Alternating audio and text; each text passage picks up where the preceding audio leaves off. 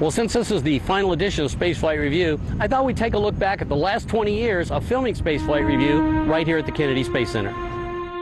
Join me for these stories and the launch of the Space Shuttle Atlantis on this edition of Spaceflight. Welcome to the Kennedy Space Center. I'm Bob McMillan, and coming up, let's take a look at what kind of food the astronauts really do eat in space and how that liftoff of Space Shuttle Endeavour on a 21st. We're talking to astronaut Roger Crouch. You flew on STS-83. We're on the top of the vehicle assembly building here at the Kennedy Space Center, and what you're looking at is a simulator of the Apollo spacecraft. This is the hatch that the astronauts would use to get into the Apollo. The Kennedy Space Center. I'm Bob McMillan, and coming up in this edition of Space. Now the time you've all been waiting for.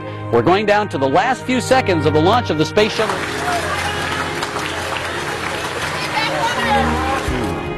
2, 1. And liftoff of Space Shuttle Columbia on the mission. Holes on either side. And what you can do is you can insert your hands into those holes and do experiments. What you're looking at is the Space Shuttle Discovery on the crawler, making its way out to launch pad 39B.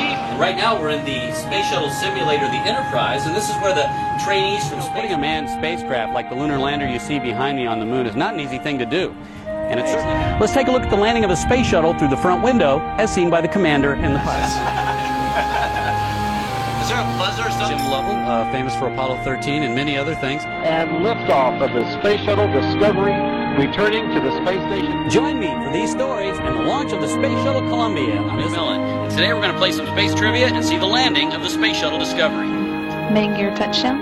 Pilot Jim Denton now deploying the drive. Just the top part comes loose and goes up to rendezvous within minutes. We're in a 5-minute hold right now. We're going to see the launch of a Titan 4 rocket from Launch Pad 41.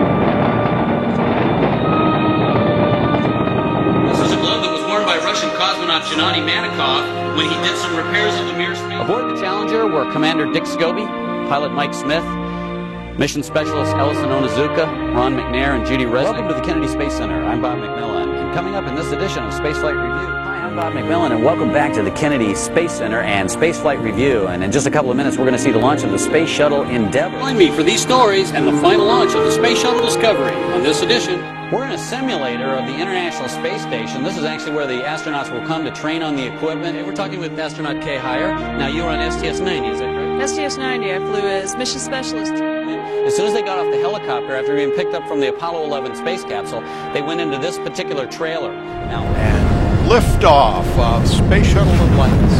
The final visit to enhance the vision of Hubble. we're just in the final few minutes of countdown for the launch of the Space Shuttle Columbia, and we'll bring that to you in just a couple of minutes.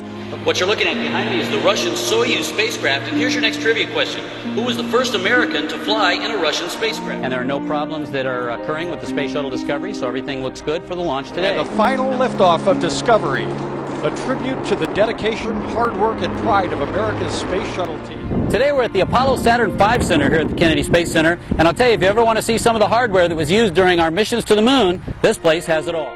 So I can come out as sort of like a person who's involved with the program and can tell them what's going on with the space program currently and what our future plans are for space. This is the actual gantry that the Apollo 11 astronauts and all the moon travelers actually traveled as they